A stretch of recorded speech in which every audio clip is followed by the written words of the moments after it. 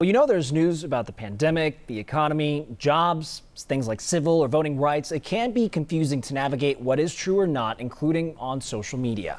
That's why this week we are raising awareness and sharing skills for National News Literacy Week. So as we dive into this topic, let's first explain the word misinformation in today's world.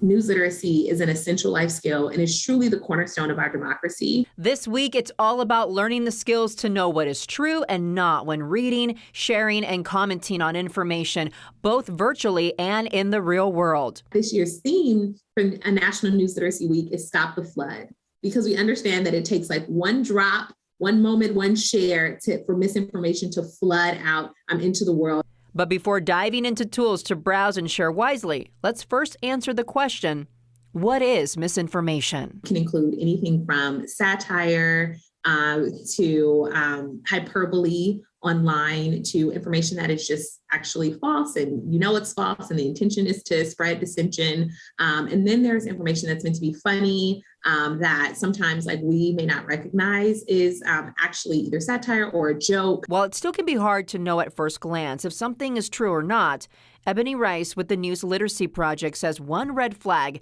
is when it triggers a reaction. Something that I always share when we're talking about misinformation is that oftentimes it plays to things that we value. So it plays to our emotions, it plays to our morals.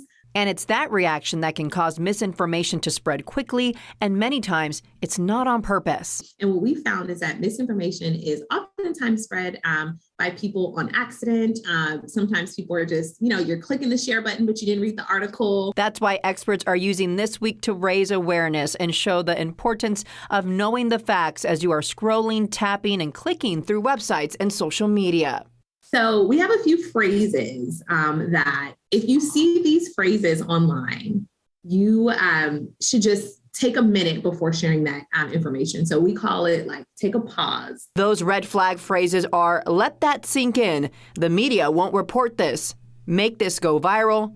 Do your own research. And there are no coincidences. When you see some of those phrases that are just triggering you to somebody's trying to hide information and I need to make sure everybody has this information. Things like that should trigger you to just do a little bit more digging and investigate the information that you're seeing or reading before you share it. By doing this, checking out unfamiliar people and sources plus glancing through comments that question the claim, you can strengthen your skills and stop the flood of misinformation.